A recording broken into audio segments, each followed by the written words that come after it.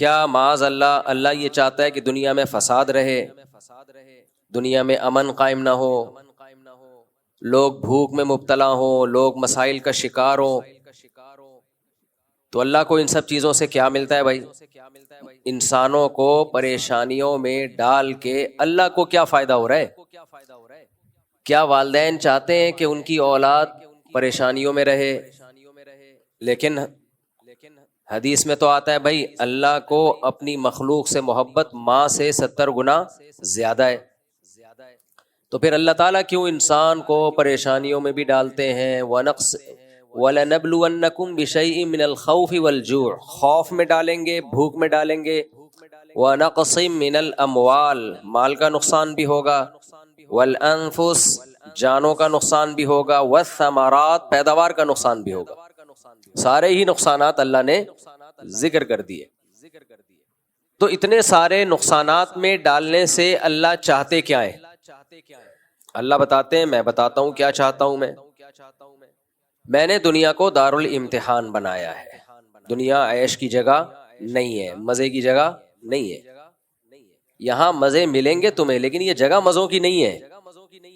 یہاں پیٹ بھرے گا تمہارا لیکن یہ جگہ پیٹ بھرنے کی نہیں ہے۔ یہاں دولت ملے گی تمہیں لیکن یہ جگہ دولت کمانے کی نہیں ہے۔ یہاں تمہیں صحت ملے گی لیکن یہ جگہ صحت کمانے کی نہیں ہے۔ یہاں تم شادیاں کرو گے لیکن یہ جگہ شادیاں کرنے کی نہیں ہے۔ تم لائف کو انجوائے بھی کرو گے لیکن یہ انجوائمنٹ کی جگہ نہیں ہے۔ پھر کس کی جگہ ہے اللہ؟ یہ تو نے بنائی کیوں ہے؟ کافر کہتا ہے ایسا ہی بنا دی اللہ نے، کوئی وجہ نہیں ہے۔ کچھ کافر کہتے ہیں بنائی کہاں، بن گئی خود بخود، خود بخود ہمارا دماغ بن گیا، خود بخود ہماری آنکھیں بن گئیں، خود بخود ہماری ناک بن گئی، خود بخود ہم سب بن گئے اور چل پھر رہے ہیں۔ آٹومیٹیکلی یہ سب کچھ ہو رہا ہے۔ ہو نہیں سکتا بھائی، آٹومیٹک مشین بھی بنائی جاتی ہے، بنتی نہیں ہے۔ مینول سے زیادہ تو آٹومیٹک مشکل ہے۔ پہلے مینول مشینیں ایجاد ہوئی ہیں، آٹومیٹک بعد میں، ان پہ زیادہ محنت ہوئی ہے۔ تو آٹو پہ بھی سیٹ ہونے میں ٹائم لگتا ہے۔ پہلے کوئی آپ کو ایک ٹریک پہ چلاتا ہے پھر آپ آٹو ہو جاتے ہیں۔ جیسے کچھ لوگ دوسری شادی کرتے ہیں، پھر تیسری کرتے ہیں، پھر وہ آٹو پہ سیٹ ہو جاتے ہیں، کرتے ہی رہتے ہیں، ان کو روکنا پڑتا ہے بس کرو۔ کچھ لوگ میلے رہتے ہیں، گندے میلے گندے رہ کے سیٹ ہو جاتے ہیں کس پہ؟ میل کچیل پہ۔ کچھ صاف ستھرے رہ کے سیٹ ہو جاتے ہیں کس پہ؟ صفائی پہ۔ اب ان کو صفائی ستھرائی کی ترغیب دینے کی ضرورت نہیں ہوتی بھائی، وہ اسی پہ سیٹ ہو گئے۔ لیکن شروع میں سیٹ کوئی کرتا ہے یا خود آپ ہوتے ہیں؟ یہ کام آٹومیٹیکلی نہیں ہوتا۔ تو کافر تو آرام سے جان چھوڑا لیتا ہے، وہ کہتا ہے بھائی یہ جو دنیا میں حوادث ہو رہے ہیں، جنگیں ہو رہی ہیں، میزائل آ رہے ہیں، ڈرون آ رہے ہیں، یہاں سے جا رہے ہیں، ادھر سے تشریف لا رہے ہیں، اور سائرن بج رہے ہیں جنگ کے، یہ سب کیا ہے؟ نیچرل، آٹومیٹیکلی یہ ہو رہا ہے، ایسے چلتا رہے گا۔ ایسے بیماریاں آئیں، پریشانیاں آئیں، کووڈ آیا، پوری دنیا کو لپیٹ لیا اس نے، موتیں ہوتی ہیں، ایکسیڈنٹ ہوتے ہیں، تو وہ اس کے پاس تو اس نے ایک جواب تراشا ہوا ہے جس کا قرآن نے بھی تذکرہ کیا، ان ہی الا حیاتنا الدنیا نموت ونحیا وما یہلکنا الا الدہر۔ بھائی یہ تو اللہ نے اس کا جواب دیا کہ کیا ان کے پاس فیوچر کا علم ہے؟ پہلے سے مستقبل کے بارے میں کبھی بھی بات کی جائے گی تو علم کے بغیر نہیں کی جا سکتی۔ کوئی آدمی کہہ رہا نا فیوچر میں ایسا ہونے والا ہے، تو آپ اس سے دلیل پوچھیں گے آپ کو کس نے بتایا؟ وہ تانے بانے ملائے گا، صغرے کبرے ملائے گا، تو پھر اس کے بعد اگر وہ ایسے ہی کہہ رہا ہے کل یہ ہو جائے گا، پرسوں یہ ہو جائے گا، دیکھو مستقبل کے بارے میں میں یہ کہوں کہ کل پیر ہے تو یہ بھی فیوچر کی خبر ہے۔ آپ اس میں مجھ سے یہ پوچھ سکتے ہو کہ کیا دلیل ہے؟ میں کہوں گا دلیل یہ کہ آج کیا ہے؟ اتوار ہے۔ یہاں دلیل ہے، یہاں میرے لیے یہ دعویٰ کرنا درست ہے کہ کل کیا ہے؟ پیر ہے۔ لیکن اگر میرے پاس دلیل نہیں ہے اور میں کہوں کہ کل جو ہے وہ کل دنیا میں 3000 آدمی مر جائیں گے ایک ہی کسی حادثے میں، تو لوگ پوچھیں گے بھائی کیا دلیل ہے کسی حادثے میں 3000 آدمی مر جائیں گے؟ اب میرے ذمے کیا ہے؟ میں کہوں وہ ویسے ہی میرا ذوق کہہ رہا ہے، تو یار کوئی مانے گا کوئی؟ اچھا عجیب بات یہ ہے کہ روحانی عاملوں کی یہ باتیں مان لیتے ہیں لوگ۔ میں یہ کہوں نا کل 3000 آدمی ایک حادثے میں، اللہ نہ کرے مرے ہیں، میں ایک مثال دے رہا ہوں، تو لوگ کہیں گے کہاں سے پتہ چلا؟ لوگ کہیں گے بھائی جھوٹ بول رہے، اس کو کس نے بتایا؟ یا تو قاتلوں سے تعلقات ہیں جس نے مارنے کا ارادہ کیا ہے، ایسا بھی نہیں ہے تو یہ ہوائی بات ہوگی. لیکن یہی بات روحانی عامل کرے گا تو لوگ کیا کریں گے؟ حضرت کا علم ہے بھائی، حضرت کے پاس بولو علم ہے. ابھی روحانی عاملوں پہ نہیں جاؤں گا، پھر میں معین اختر کی طرح نا بلب کے رشتہ داروں کو بھی، تو اب تو میں روحانی عاملوں کے رشتہ داروں کو بھی اچھے الفاظ سے یاد نہیں کرتا. رشتہ داروں سے مراد وہی جو بلب کے رشتہ دار تھے. اب آپ کہیں گے بلب کے کون سے رشتہ دار ہوتے ہیں؟ ہمارے ہاں کبھی بھی جس بندے کو برا کہا جاتا ہے گالی اس کو نہیں دی جاتی، ہمیشہ اس کے رشتہ داروں کو ہمیشہ گالی دی جاتی ہے.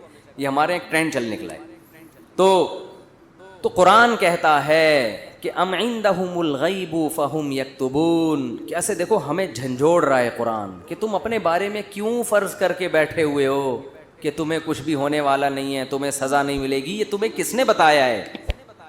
فاصبر لحکم ربک ولا تکن کصاحب الحوت. جب نبی یہ مطالبے کرتے تھے تو پھر بھی آگے سے کوئی رسپانس نہیں ملتا تو انسان کو بے انتہا تکلیف ہوتی ہے کہ کن پتھر دل لوگوں سے واسطہ پڑا ہے. تو قرآن کہتا ہے فاصبر، اے نبی آپ کیا کرو؟ صبر کرو. ولا تکن کصاحب الحوت، مچھلی والے یونس کی طرح جل باز مت بنو. حضرت یونس علیہ السلام کی قوم نے بھی یہی سلوک کیا، لیکن یونس علیہ السلام چاہتے تھے جلدی سے فیصلہ ہو اور اپنی قوم کو چھوڑ کے نکل گئے. تو اللہ نے اس پہ آپ کی تنبیہ کی. تو آپ بھی اے نبی جلد بازی مت کریں. تو یہ نبی کے ذریعے سے ہمیں بھی بتایا جا رہا ہے کہ آپ حق کی دعوت دیتے رہیں اور یہ نہ دیکھیں کہ یہ جو اللہ کے نافرمان لوگ ہیں، جو حق کو نہیں ماننے والے لوگ، وہ پھر بھی پھل پھول رہے ہیں. اس ٹینشن میں مت آؤ، کیونکہ اللہ انصاف کرتا ہے مگر اس میں دیر ہوتی ہے، اندھیر نہیں ہوتی. وہ لے گا انتقام، ان کو اپنے حال پہ چھوڑ دو. یہ اللہ کی حکمت اسی کا تقاضا کرتی ہے، چھوڑ دیا جائے اپنے حال پہ. آج جو اہل حق ہے نا ان کو بہت تکلیف ہوتی ہے کہ جب یہ ہم صحیح بات کر رہے ہیں لیکن آگے جواب جو مل رہا ہے وہ کیا مل رہا ہے؟ الٹا، کوئی مان کے نہیں دے رہا. تو اللہ فرماتے ہیں وَلَا تَكُنْ كَصَاحِبِ الْحُوتِ إِذْ نَادَى وَهُوَ مَكْظُومٌ. یونس علیہ السلام نے جلد بازی کی اور بالآخر اللہ کی طرف سے ان کو دنیا میں تنبیہ ہوئی ہے، سزا ملی ہے. اور وہ سزا کیا ملی؟ اذ نادا وهو مکظوم. مچھلی کے پیٹ میں گئے، غم سے گھٹ رہے تھے اور اللہ کو پکارا. فنادا فی الظلمات اللہ الہ الا انت سبحانک انی کنت من الظالمین. اے اللہ تیرے سوا کوئی عبادت کے لائق نہیں. غلطی کس کی ہے؟ میری غلطی ہے، میں نے اپنی جان پہ ظلم کیا. تو اللہ نے کیا کیا؟ مچھلی کے پیٹ سے نکال لیا. دیکھو یونس علیہ السلام نے اللہ کے حکم پہ کتنا عرصہ تبلیغ کی، قوم نے نالائقی کی پھر بھی نہیں مانے. سزا بجائے قوم کو ملنے کے کس کو مل رہی ہے؟ بولتے کیوں نہیں؟ الٹا حضرت یونس علیہ السلام کو مل رہی ہے سزا. تو اب آپ بتاؤ کیسا پیغمبروں کا صبر کا پیمانہ ہے. ایسے موقع پہ بھی اللہ کے خلاف کوئی شکایت زبان سے بولو نہیں نکال. کیوں؟ اللہ یونس علیہ السلام کے عمل میں ہمیں بتا رہے ہیں کہ دینداری کا یہ مطلب نہیں ہے کہ تم اچھے بنو گے تو اللہ کی نوازشیں آنا شروع ہو جائیں گی. دینداری کا مطلب یہ کہ جو اللہ کا کام ہے وہ اس کو کرنے دو. تمہارا کام ہے عاجزی انکساری، بس میں ہی غلط، صحیح ہو کے بھی کون غلط؟ میں غلط. ہمیشہ غلطی کس کی کھاتے میں ڈالنی ہے؟ بولتے کیوں نہیں؟ دیکھو ہم نماز پڑھتے ہیں، نماز کے بعد 3 دفعہ استغفر اللہ پڑھتے ہیں. تو کیا کسی نامحرم کو دیکھا ہوتا ہے ہم نے نماز میں؟ بولتے کیوں نہیں؟ تو کوئی تک بنتا ہے استغفر اللہ کا؟ یا ہم نے کوئی جرم کیا ہے، نماز پڑھی اور کیا کہلوایا جا رہا ہے؟ استغفر اللہ استغفر اللہ. بھائی اگر استغفر اللہ پڑھنا تھا تو یہ نماز پڑھی کیوں کہ تم نے؟ ہمیں یہ بتایا جا رہا ہے کہ تم نیکی کر کے بھی کیا سمجھو جیسے تم نے گناہ کیا ہے. کیسے گناہ؟ نماز گناہ نہیں ہے. بھائی تم یہ کہو اے اللہ جس طرح سے پڑھنی چاہیے تھی اس طرح سے نہیں پڑھی میں نے. تو نیکی کر کے بھی کہا جا رہا ہے کہ ہم غلط ہیں. ہم نے اللہ جو پڑھنی تو ہمیں معاف کر دے، ہم سے نہیں ہوئی صحیح، ہم سے کام کیا ہو گیا؟ غلط ہو گیا. مجھے یاد ہے 25-30 سال پرانا قصہ ہے. چھوٹا بچہ تھا میں اس وقت. ایک تبلیغی جماعت میں نا ایک صاحب کے سال پہ سال لگ رہے تھے، پوری دنیا میں وہ ان کے سفر ہوئے، بڑا انہوں نے وقف کیا ہوا تھا اپنے آپ کو تبلیغی جماعت کے لیے. تو میرا ان سے ٹاکرا ہو گیا. وہ مجھے سمجھانے لگے جماعت میں نکلو سیر و جیسے تبلیغ والے کرتے ہیں. اب مجھے پتا تھا یہ بہت ہی پرانے کھیڑو ہیں اور ان کی تو زندگیاں گزر گئی ہیں اس کام میں. آج بہت بڑی مصیبت یہ ہے کہ اسلام کا حکم پر یا تو عمل نہیں کرتے، اور اگر کرتے ہیں تو ایسوں سے پوچھ رہے ہوتے ہیں جن کو خود بھی حکم معلوم نہیں ہوتا، مستند نہیں ہوتے، پھر بحث بھی کرتے ہیں فضول. اگر کسی مستند عالم سے رابطہ کریں تو پھر اس کی رائے کو مانتے نہیں ہیں. بھی میں ایک کلپ دیکھ رہا تھا، ایک جامعۃ الرشید کے ایک مفتی ہیں، ان سے کسی نے مسئلہ پوچھا کہ بالوں کو کیا کالا رنگ لگانا جائز ہے؟ تو مفتی صاحب تھے، ینگ نوجوان مفتی ہیں، انہوں نے جواب دیا کہ 40 سال سے پہلے بلیک کلر لگا سکتے ہیں، 40 سال کے بعد نہیں لگا سکتے۔ فیس بک پر ہر آدمی فنٹر بیٹھا ہوا ہے، نیچے اتنے الٹے الٹے کمنٹس کہ اس مفتی کو دیکھو بغیر دلیل کے مسئلہ بتا دیا اس نے، یہ 40 اور 40 کے بعد کا فرق کون سی حدیث سے نکالا ہے، یہ کون سی قرآن کی آیت سے نکالا ہے؟ بس انہی مفتیوں نے دین کو برباد کر دیا، انہی مفتیوں نے دین کو تباہ کر دیا۔ بہت زیادہ تر نیگیٹو کمنٹس۔ تو میں نے کہا کہ یہ ان میں سے ہر شخص کیا بنا ہوا ہے بھائی؟ جب ایک ریلائبل ادارے کا ایک مستند عالم ہے، یا تو ہو نا کوئی بھی اٹھ کے پھینک رہا ہو، تو اتنا بے وقوف تو نہیں ہوگا نا کہ بغیر دلیل کے 40 سے پہلے اور بعد کا فرق کر کے مسئلہ بتا دے۔ بعض دفعہ عالم کے پاس مسائل کا رش ہوتا ہے، وہ جواب کو فوکس کر رہا ہوتا ہے، اختصاراً دلیل ذکر نہیں کی جاتی۔ اور جن کا مستقل کام ہوتا ہے نا مسائل بتانا، وہ یہ کر بھی نہیں سکتے، یہ تو وہ کرتے ہیں جنہوں نے ہفتے میں ایک کلپ ریکارڈ کروانا ہوتا ہے، اور اس میں بھی آگ لگانی ہوتی ہے امت میں۔ جو صبح شام یہ کر رہے ہیں کام، تو اس کے لیے عوام کے لیے اتنا کافی ہے کہ کسی مستند دینی ادارے سے فارغ ہے یا نہیں، اور دینی ادارے کا مستند ہونا بھی اچھی طرح پہلے تحقیق کرے، کیسے لوگ ہیں، کیا کرتے ہیں، کیا سلیبس پڑھایا جاتا ہے۔ جب ایک دفعہ تحقیق ہو گئی تو اب ہر مسئلے پر وہ دلیل بتاتا رہے گا، اس کا تو بیچارہ سارا دن ایک ہی مسئلے میں لگ جائے گا۔ بالکل اس کی مثال ایسے ہے جیسے کلینک میں کوئی مستند ڈاکٹر بیٹھا ہو، تو آپ یہ تحقیق تو کرتے ہیں کہ یہ کسی اچھے ادارے سے ہے یا نہیں ہے، بلکہ یہ بھی پوچھتے ہیں کہ بھائی تم آج کل کس ہاسپٹل میں ہو۔ وہ اگر کہ میں آغا خان میں سینئر ڈاکٹر ہوں، آپ آنکھ بند کر کے علاج کراتے ہو، یار ایک ریلائبل ادارہ ہے۔ اب وہ 24 گھنٹے پیشنٹ کو دوائیں دیتا رہے اور ان کے دلائل بھی بتاتا رہے کہ میں نے پیراڈول اس لیے دی ہے، اس کی یہ وجہ ہے، اور اس میں ایموکسل کا میں نے جو اضافہ کیا اس کی یہ وجہ ہے، اور آگمنٹن جو میں نہیں دے رہا اس کی یہ وجہ ہے۔ تھوڑے دن میں وہ ڈاکٹر بیزار آ جائے گا، وہ یہ کہے گا میں سارا دن 25-30 پیشنٹ کو میں نے دیکھنا ہے۔ لوگ یہاں ایک بات کرتے ہیں، لوگ کہتے ہیں دین میں اور دنیا میں فرق ہے۔ دنیا میں تو ہم دلیل نہیں پوچھیں گے، دین میں پوچھیں گے تاکہ کسی کی اندھی تقلید لازم نہ آئے۔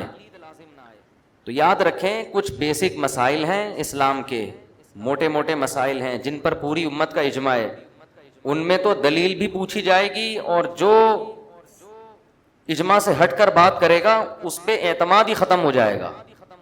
لیکن کچھ مسائل ہیں پیچیدہ، ان میں صحابہ سے بھی ثابت ہے کہ وہ ہر مسئلے کی دلیل نہیں بتاتے تھے، بہت سارے صحابہ، اور فتاوا بھرے ہوئے ہیں حدیث کی کتابوں میں، مسئلہ بتایا چلو پتلی گلی سے نکلو۔ آپ کہہ سکتے ہیں وہ صحابہ تھے، آج کے لوگوں کو صحابہ پر قیاس نہیں کیا جا سکتا، وہ صحابہ تھے، لیکن اس دور میں گمراہ لوگ بھی ہول سیل کے حساب سے موجود تھے۔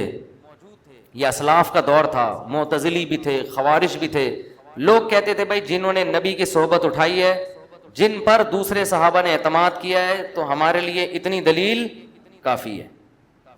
تو اسی طرح آج بھی درجنوں فرقے ہیں، لیکن اللہ نے انسان میں یہ صلاحیت رکھی ہے کہ وہ چند دفعہ کسی کی مجلس میں بیٹھ کے اندازہ لگا لیتا ہے کہ یہ اہل حق میں سے ہیں یا اہل باطل میں سے۔ یہ چند دفعہ یہ اندازہ ہو جاتا ہے، اللہ نے کوئی بہت مشکل کام نہیں رکھا یہ، اور یہ سب کر رہے ہیں اعتماد کی بنیاد پر فالو کیا جاتا ہے۔ اہل حدیث اگر اہل حدیث عالم کو فالو کر رہا ہے، اعتماد کی بیس پہ فالو کر رہا ہے۔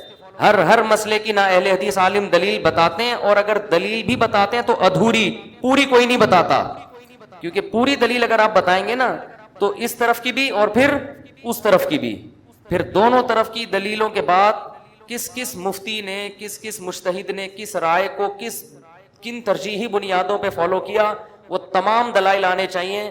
ایک مسئلہ بتانے میں کم سے کم 24 گھنٹے لگیں گے، اور پھر بھی مستفتی کنفیوز ہو کے جائے گا، وہ ایک رائے لے کے نہیں جائے گا، وہ کہے گا مجھے سمجھ میں نہیں آ رہا کس کی رائے صحیح ہے اور کس کی رائے غلط ہے، نتیجہ آخر میں یہ نکلے گا۔ تو فروعی اختلافی مسائل میں جس پر اعتماد ہو، ہاں اعتماد جلدی قائم نہ کریں۔ تو میں وہ بتا رہا تھا کہ انہوں نے کہا کہ 40 سال سے پہلے کالا رنگ لگا سکتے ہیں، 40 سال کے بعد نہیں لگا سکتے۔ فیس بک پہ کمنٹس کی بھرمار, یہ مفتیوں نے لوگوں کو اندھا مقلد بنایا, وہ ان مفتیوں کو دیکھو, حدیث کا حوالہ نہیں دیا کوئی حدیث, ہر مسئلے پہ حدیث تلاش کرنا, ہر دوسرے کمرے میں بٹھا دو. بیگم تم بھی اپنا ایک ویژن بناؤ, میں نے دنیا میں کرنا کیا ہے. تو پہلے نا ڈائری لے کے تنہائی میں آپ بیٹھ جائیں, کوئی بھی نہ ہو, بالکل فریش ہو اس وقت, کسی چیز کی چاہت نہ ہو کہ پان کھانے کا دل چاہ رہا ہے, گٹکا کھانے کا, وہ گٹکے مٹکے پان سگریٹ سب فارغ ہو کے بیٹھو. کرو گے نہیں کرو گے؟ میں بتا دوں, وقت سننے کے لیے تیار ہیں؟ ڈائری لے کے آپ بیٹھ جائیں اور پھر آپ کہیں یار میں نے دنیا میں کرنا کیا ہے, ایسے ہی جیسے میری زندگی گزر رہی ہے ٹھیک ہے, بالکل اسی طرح زندگی گزارنی ہے یا کچھ کرنا ہے. تو آپ کو بہت سارے شعبے نظر آئیں گے جس میں آپ کو سرسری غور سے معلوم ہوگا کہ یار ان شعبوں میں مجھے آگے بولو بھائی بڑھنا ہے. کچھ تو کامن چیزیں ہیں وہ میں جو سب کے لیے وہ میں بتا دیتا ہوں. کچھ چیزیں تو آپ کی پرسنل ہوں گی, یار میں نے یہ بھی کرنا ہے, وہ میں نہیں, وہ تو آپ خود سوچو گے.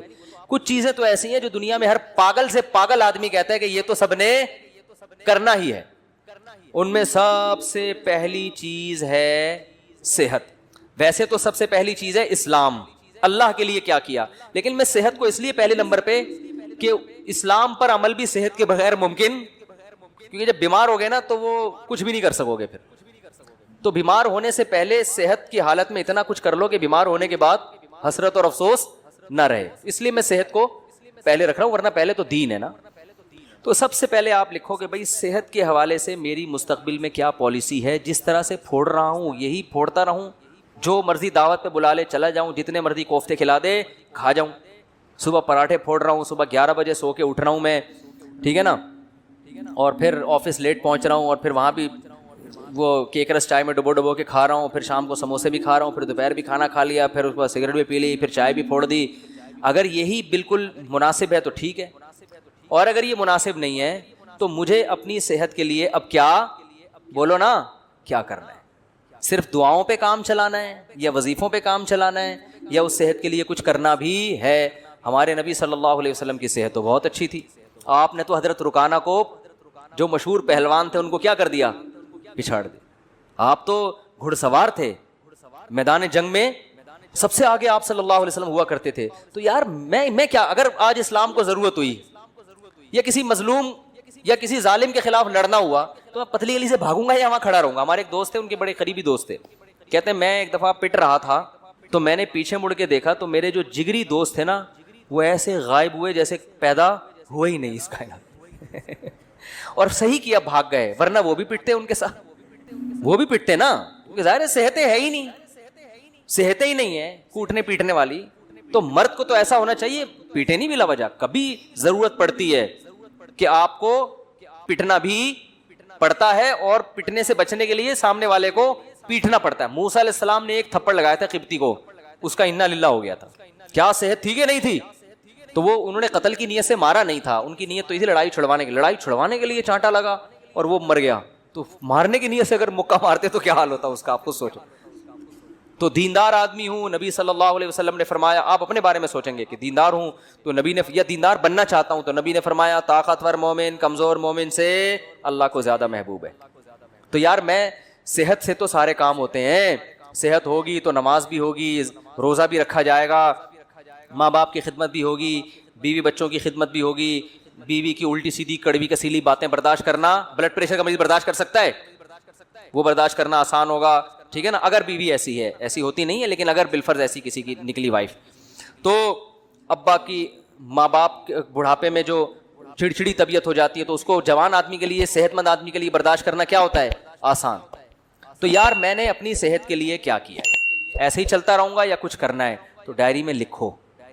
تو صحت کی بھی موٹی موٹی بنیادی چیزیں بتا دیتا ہوں کہ بھائی 40 سال سے میری عمر زیادہ ہو گئی ہے, تو اب سب سے پہلے تو کولیسٹرول چیک کرنا ہے, لیول بڑھا ہوا تو نہیں ہے, بلڈ پریشر چیک کرنا ہے نارمل ہے کہ نہیں ہے. یہ 2 چیزیں تو ہے نا. شوگر کا ٹیسٹ کروانا ہے کہ شوگر کی طرف تو نہیں جا رہا معاملہ, کیونکہ یہ اسی وقت پھر آدمی آہستہ آہستہ جانا شروع ہوتا ہے. تو بھائی اگر ہے تو ابھی احتیاط کرو.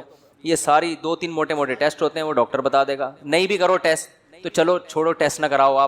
آپ یہ کہو کہ یار اس عمر کے بعد یہ ساری بیماریاں ہوتی ہیں کہ نہیں ہوتی ہیں, تو ان سب بیماریوں کا بیسک علاج کیا ہے, جتنا کھا رہے ہو اتنا یوٹیلائز کرو.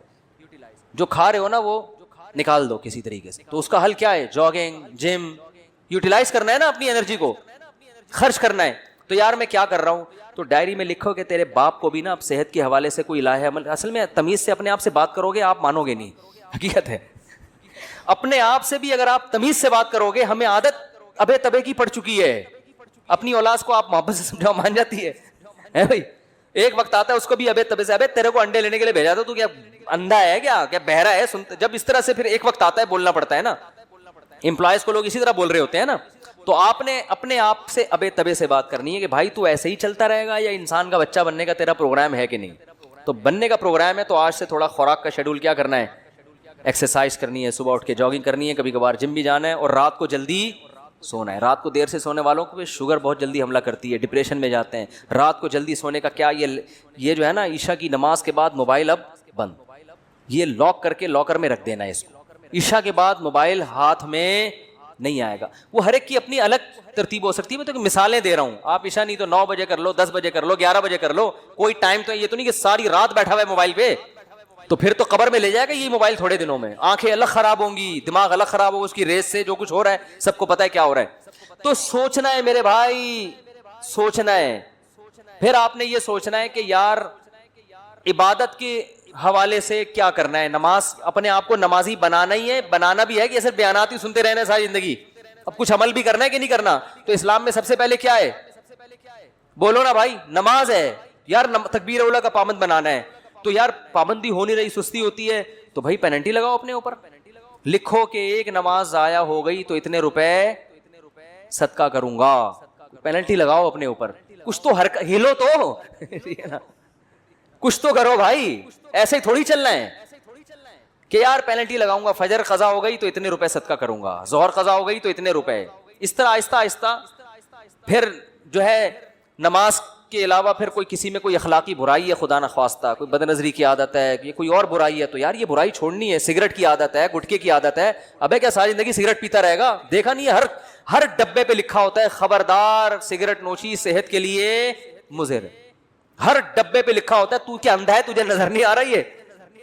نہیں بھائی, نفس کہے گا یار میں نہیں چھوڑ سکتا, یار میں تو ایک دن نہ ملے میرے تو پاگل ہو جاتا ہوں. تو یار کسی ڈاکٹر سے رابطہ کرتے ہیں کہ ڈاکٹر صاحب میں سگریٹ چھوڑنا چاہتا ہوں, کوئی حل ہے, کوئی آسان طریقہ ہے, کسی سے مشورہ کروں, کوئی گائیڈنس لوں. ہلے تو نا, ہمت تو کرے. بہت سے ڈاکٹرز ہیں جو آپ سے سگریٹ چھڑوا دیں گے, اس کے علاج ہے, وہ آپ کو طریقہ بتائیں گے, کچھ ہمت کرنی پڑے گی. تو آہستہ آہستہ کیا ہوگا, پھر اسی طرح اپنے اس ویژن میں آپ نے کتابوں کا مطالعہ, یار اپنی نالج کو بھی کیا کرنا ہے, بڑھانا ہے. انسان کی پہچان علم سے ہوتی ہے کہ نہیں ہوتی؟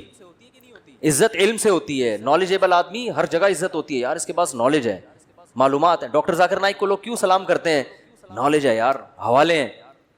کوئی ہسٹری میں ماہر ہوتا ہے, کوئی قرآن و سنت میں ماہر ہوتا ہے, کوئی میڈیکل سائنس میں ماہر ہوتا ہے. تو بھائی اب ڈاکٹر تو ظاہر ہے جو بننا تھا وہ بن گیا, اب آپ نے کچھ کامن نالج ہے جو سب کو سیکھنا ضروری ہے. ہسٹری کے بارے میں سب کو معلومات ہونی چاہیے کہ نہیں ہونی چاہیے؟ تو یار چلو اسلامک ہسٹری پہ کتابیں پڑھنی ہے, سب سے پہلے سیرت ہے اس میں. تو آپ نے کیا کرنی ہے, کتابوں کی لسٹ بنا لینی ہے. یہ کتابیں میں نے اپنی زندگی میں 2 سال کے اندر بولو بھائی مکمل کرنی ہے. اور شروع کہاں سے کرنا ہے؟ سیرت. یار مفتی صاحب سے مشورہ لینا ہے کہ سیرت پر سب سے بہتر کتاب کون سی ہے.